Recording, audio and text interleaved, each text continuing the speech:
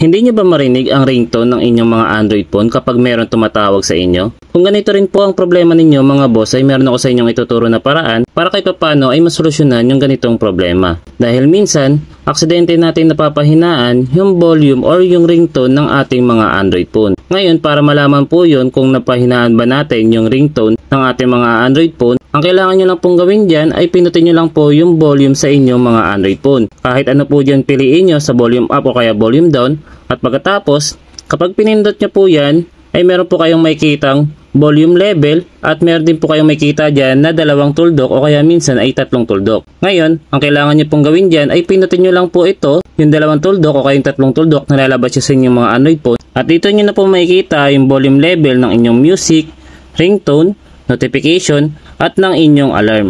Ngayon, kapag nakita nyo po na nasa mababang volume level ang inyong ringtone, ay kailangan nyo lang po yung pataasan. Sa ganitong paraan ay maririnig nyo na po yung ringtone ng inyong mga Android phone kapag meron pong tumawag sa inyo. So sana po ay makatulong po sa inyo ang video na ginawa ko.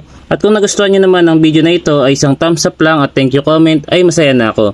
Share nyo din po sa iba baka po makatulong. Maraming salamat mga boss.